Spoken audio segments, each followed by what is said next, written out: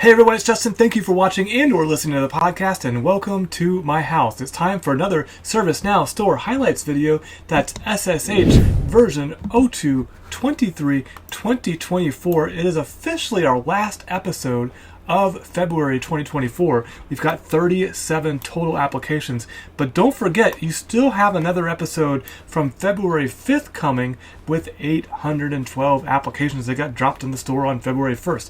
I am down to 260, 250 applications left, so I'm plowing through them. It's just a lot going on at the beginning of this year, and I haven't been able to move as fast as I'd like to. But for this episode, we've got in store for you 3 compatibility updates, 3 fixes, 11 highlights, 5 minor updates, 8 new releases, and 7 release notes fails. Let's jump right into it and check out those compatibility updates. There are 3 of them again. FedRAMP Accelerator, Ingram Micro IT Asset Disposition, or ITAD, and Language Translation Services by Language I/O. All had compatibility updates to either Vancouver or Washington, D.C. In fact, were there Washington, D.C.? I don't think there was Washington, D.C., but there might have been. We're seeing some of that come through the store now. So that's for the compatibility updates. There were also 3 fixes, just some small little fixes, not a lot to talk about there. Blue Water Connect, Service Graph Connector for Microsoft Azure, and Service Graph Connector for Nozomi Networks. All had some fixes. And speaking of minor things, there are 5 minor updates. CCO Dashboard, CDO Dashboard, Kanji or Kanji, Service Graph Connector for Radiflow, and Service Portal Dashboards, all with minor updates. And let's get rid of those pesky release notes fails. If you haven't seen an episode before, a release notes fail is that there is no release notes, repeated release notes, or unuseful release notes. This is just an example, not picking on anybody. You can see here version 1.0.4 had some release notes, but when you look at the one from January 31st, it is the same exact release notes. So the version changed from 1.03 to 1.04 on February 15th, 2024, but we don't know what changed. And that's why it's a fail, because we don't know, do we need to take the update? Can we wait on the update? Who knows? They're not going to tell us. Here's the full list of those release notes fails. Apptio, Application Total Cost of Ownership, or TCO, eCountable, Enterprise Service Hub, Kyndryl integration with Ansible, Peak Perform, Tanium CI Introspect UI, and VMware ARIA Automation Plugin. All release notes fails in this particular episode. And that brings us to the good stuff. We've got 8 new releases in this episode. Let's get started with the first one. It's going to be the AVA or AVA Credit Manager, efficient inventory management and seamless credit control for a streamlined workflow. The key features for this new application: user-centric requests. Users can request items based on their specific location's credit limit and real-time availability. Detailed request customization. Users can specify recipients, quantity, and view the total price within the catalog form. Real-time accuracy. The application updates the on-hand value of the requested items to reflect current availability and location credit limits. And cancellation benefits. Canceling a request increases the location's credit limit and restocks specific catalog items for future requests. Now, this particular vendor, AvaSoft Inc., left us some screenshots. First one's going to be the service portal showing the Apple Watch catalog item. Is that a thing? People sell Apple Watches internally at companies? Yeah, I guess so. So that's the first screenshot. Let's go for the second screenshot. It's a warning message there at the top, above the warning telling them that they need to use the new employee center.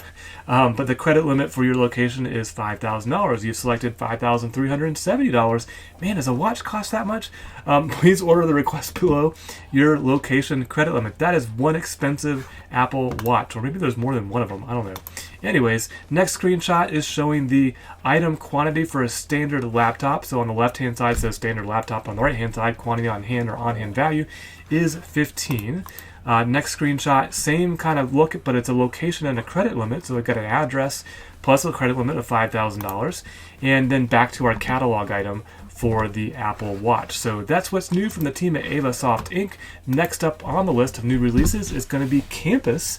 just campus, allowing a unified view of student well-being issues campus-wide with an exclamation point. Key features. Universities bear the responsibility of ensuring the well-being of both their staff and students, necessitating the provision of a reporting mechanism for addressing any issues they may encounter. Hence, this application has been developed to leverage ServiceNow as the platform for the effective management and control of these reports, facilitating prompt and suitable actions. Furthermore, the integration of the campus security function into the same application ensures the consolidation of all sensitive data and reporting within a unified and secure environment. They've given us some screenshots for this one. First, it's going to be a portal page showing don't suffer in silence, report concerns, anonymous reporting, talk with someone, emergency case. Next screenshot is showing the security catalog, and one of the catalog highlighted items is security intelligence. Next is a crime committed catalog item with fields for user details, issue details, location details. Next is the Speak Out Anonymous form, basically a little Speak Out header with some information, and then the nature of the unacceptable behavior, including what's checked is harassment, and then who confirmed or who committed the unacceptable behavior, staff on staff. So basically anonymous reporting form. And then a dashboard for campus well-being, showing some KPIs and donut charts. And then we're back to our original portal page, and that's what's new from the team at IQA Ltd. Up next in the new releases, we have ML Contract Analysis. A new application in this episode, automate entitlements extraction from contracts using machine learning. A ServiceNow app provided by the Innovation Lab, which means there's no support and it does not carry any warranties. But let's see what the key features are for this application. Support for both product and support licenses. Ability for users to upload contract documents, review and edit extracted entitlement information. Ability for a tool to continually improve automation by learning from user inputs. And data input, software license contracts in PDF, JPG, and JPEG, or I didn't know there was a difference between those, or PNG file formats with each file size under 10 megabytes. There's no screenshots of this one, and I just saw we finally have this banner showing up. It is not available in production instances, so basically something you can play with either in sub-production or maybe your PDI. Up next, OSCAL NOW, or OSCAL NOW, pioneering effortless SSP management. Let's see what the key features for this one is. OSCAL NOW allows users to complete their Open Security Controls Assessment Language Formatted System Security Plan within ServiceNow seamlessly by utilizing the Continuous Authorization and Monitoring application alongside their OSCAL Now. Users can capture, organize, maintain, and update all of the information necessary to successfully create and submit their SSP, complete with versioning and template updates for the newest, most up-to-date OSCAL revisions. The OSCAL Now will continue to adhere to the latest OSCAL standards, as well as offer more document types to be generated in future releases. They do have some screenshots. First up here is going to be an authorization package for HR infrastructure system, showing the OSCAL information as a tab on the form. That OSCAL information is operational status, cloud service model, cloud service remarks, cloud deployment model, and cloud deployment remarks. Next screenshot is showing a list of role definitions. Next screenshot is a list of parties. And the next screenshot is a generation of OSCAL SSP file remarks. It's got a little modal popping up on that same authorization package screen we saw in the first screenshot for remarks for the generation of the file. And I don't know if that was it. I accidentally clicked something else. Let's see. No, it wasn't it. Now I have a screenshot of the generated OSCAL SSP XML file. Looks like it's in Visual Studio Code, showing the XML there. So that's pretty cool. Next screenshot is, now we're back to the beginning in the first screenshot. So that's what's new from the team at Pathways Consulting Group. Next up on the list of new releases is going to be Service Graph Connector for Wiz, or WIZ, integration for Wiz Cloud Visibility. This is also an Innovation Lab offering provided by ServiceNow with no warranties and not available for any production instance. But let's take a look at the key features if you want to play around with it. They are easy configuration, well of course, and Wiz Cloud Inventory Visibility. So no screenshots on this one, and that's what's new from the team at the Innovation Lab with ServiceNow. Up next is Squadcast. Squadcast is the unleashed reliability Squadcast plus ServiceNow. Let's scroll down to key features because I still don't know what it is. Handle ServiceNow incidents better. Squadcast provides you with schedules and escalation policies to send notifications to the users at the right time. Send phone calls, SMS, push, and email notifications with ease. Set up workflows in Squadcast to better resolve your ServiceNow incidents. Get notifications for incidents on your Slack or MS Teams channels and resolve incidents on the go. There is enterprise class bidirectional integration, incident response, and centralized data visualization for this application. Let's take a look at the screenshots. First up is going to be the configuration page, because people love to put this in their screenshots. And that's okay. It's a screenshot of a configuration page. Unfortunately, we can't see their API token. But next up is the Squadcast services. So it looks like a list of assets. When the demo data in an instance, I recognize it right there, all the assets, but it's calling it Squadcast services. So I'm not sure I totally understand what that is. Up next is a picture of an incident showing on the form a Squadcast ID with a couple of buttons next to it. Yep, so still not really understanding what this is. Pushing SN users to Squadcast. So I have a list of users, and there's checkboxes next to Alyssa, Alan, and Allie, and then there's some buttons for, or a button for, push users to Squadcast. Let's see, next screenshot is the modal that pops up after you check that. Oh no, I'm sorry, this is pushing CIs to Squadcast. So 2 ThinkStation S20s are selected, and now there's a modal for pushing the CIs to Squadcast, asking for a team and an escalation policy ID. Next is a Squadcast inbound configuration. Basically more configuration details for setting that up, it looks like. And then we're back to our configuration page, and that's what's new from the team at Squadcast Labs PVT Ltd. Let's see, next up on the list of new releases is going to be TOM, or TOM, AI Digital Twin Incident Classification Monitor, continuous monitoring of lower severity incidents for real-time classification. Let's get into the details, the key features, that is, fast one-time setup enabling automated incident severity classification monitoring, automatically import and convert your ServiceNow incident data to incident source, map tables and fields to your incident source, remap and transform at the connector level, guided tours of all integration tables and guided wizard setup for connector creation, simple and locked access management and applicable roles for securing incident data. The easy-to-use dashboard is accessible from the application menu with incremental refresh and high-level spotlighting of incident reclassification outcomes. Predetermined data structures integration-wide to simplify the setup process and increase legibility, and designed for low involvement, high availability, and performance at scale. This vendor also provided us with some screenshots. First up is going to be, looks like I'm in App Engine Studio viewing a preview of severity level sources, basically a table showing some data. Next up is a preview of the severity level source form showing how long since the incident classification was last accessed, the current time, name of the configuration item affected, etc., etc., etc. And next is looks like the screenshot of the outcomes overview, so a preview, another table preview there.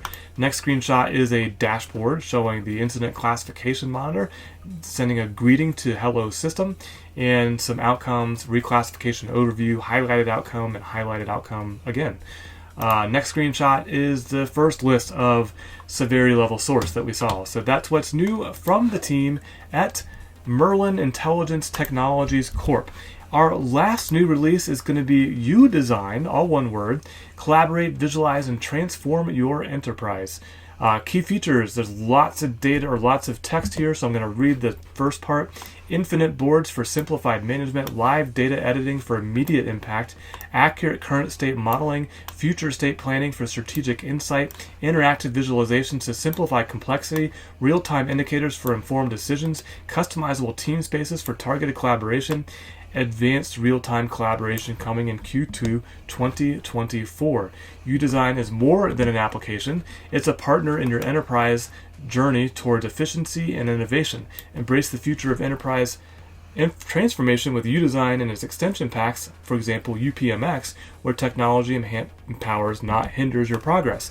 And I thought I was reading the key features because it said key features up here, but there's another section for key features down below. I'll just read those headers to you too. Infinite boards, live data editing, current state modeling, future state planning, interactive visualizations, real-time indicators, team spaces, real-time collaboration, modern user interface, and high performance. Whew. They've included a lot of information. There are some videos and screenshots. Let's get to the screenshots. Well, one's a YouDesign logo, it looks like. Then we've got a cheeseburger, picture of a cheeseburger with YouDesign in the middle on the cheese, and on the top bun is informal, agile, innovation, creativity, short-term, and tactical. On the bottom bun is formal, structured, governance. I can't believe I said bottom bun in a podcast. Formal, structured, governance, compliance, long-term, and strategic. And I'm going to stop there before I say something stupid. Key features, I've read you the key features twice. And a modern UX UI, a bunch of text. It's almost like a PowerPoint slide showing what they can do with YouDesign. Next, about high performance. Again, lots and lots of text on this slide, so you may want to come in and read these.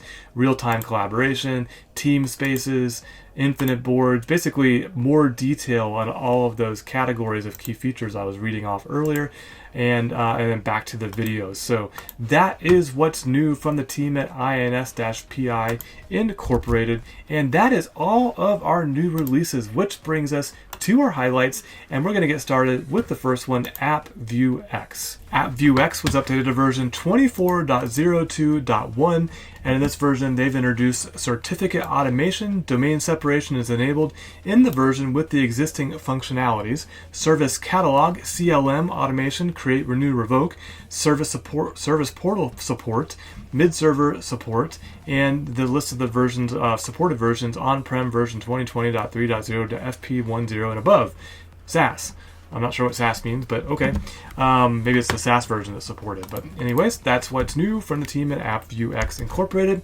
Next up on the list of highlights, CodeWorks. CodeWorks was updated to version number 2.0.7, and in this version, they've introduced displaying batch update sets on the CodeWorks dashboard, streamlining batch update set scanning, implementing cascade delete rule for update sets, introducing PDF support or PDF reporting for CodeWorks dashboard, and some rule enhancements.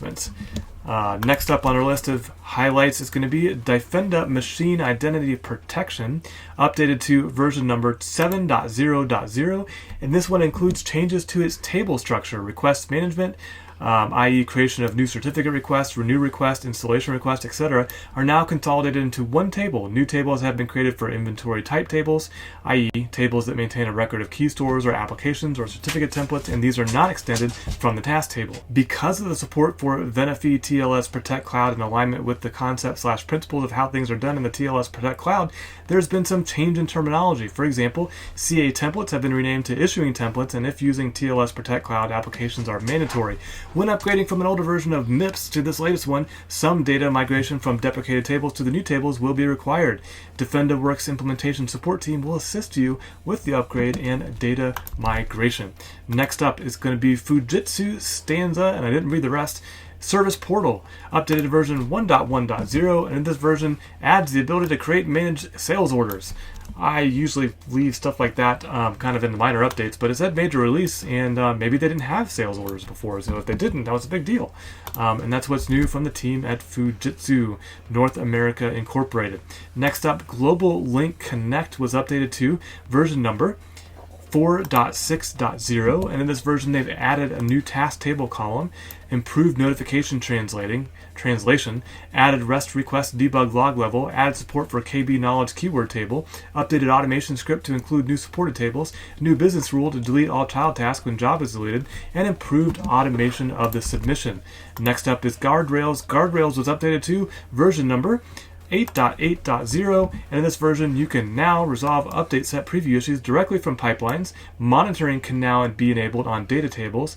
For bug fixes, they've fixed the override ATF option from overriding existing ATF activities with a blank ATF test suites.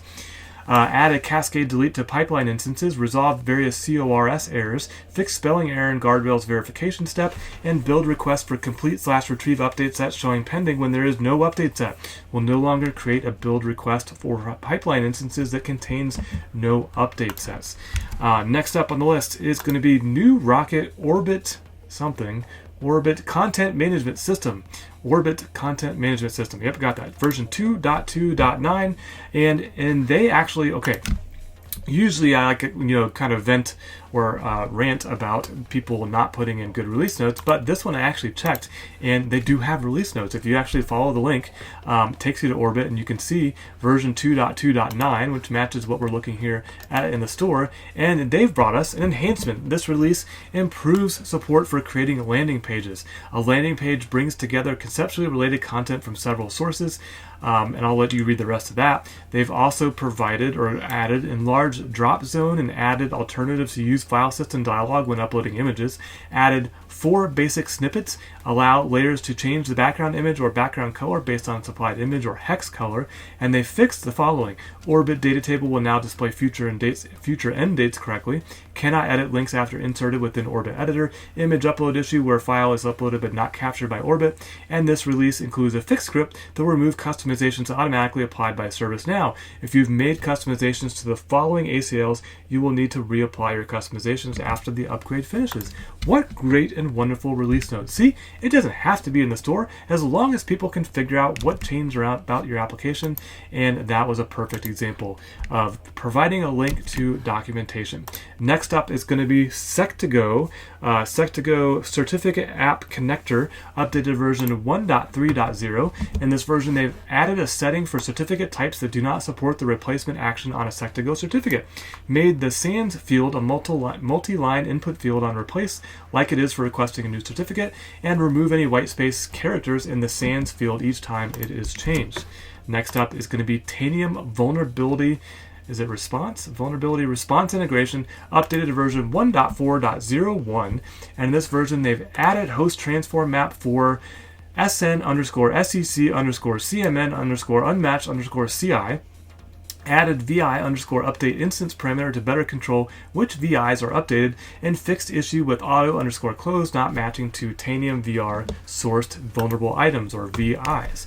Next up on the list, Wiz integration for security operations was updated to version number 2.1.4, and they've got some new features and fixes, including more field mappings to the detections and third-party tables to enrich findings with more Wiz context, tracking the last successful time the integration ran for the automated daily jobs to operate in a more robust fashion, added simpler debugging configuration for customers to enable, make over to their application menu, and added support for the latest ServiceNow Vulnerability Response plugin, which allows you to choose your preferred CI class for unmatched CIs, cloud assets, or unclassed hardware. And last on our list of highlights is going to be Wonder by Intellective, updated to version 3.1.65. They fixed a hot link option in the rich text editor. They added styling option to divider component. I'm not sure what's going on with the bullets here. Added styling option to divider component, improved performance of save and publish functionality, improved icon search experience for Font Awesome library. A Font Awesome library. Well, that sounds pretty cool. And they've improved SVG component no longer requires browser refresh when adding new SVG to a library. And that, my friends, is our entire episode. Let's take one more look at what you just saw or heard or listened to. 8 new releases, 11 highlights, 3 compatibility updates, 5 minor updates, 3 fixes, and 7 release notes fails. I hope you found this video or podcast helpful. If you did, please like, please subscribe, or share with somebody who you think might be interested in what's new or what got updated in the ServiceNow Store. And until next time, don't forget to always be learning.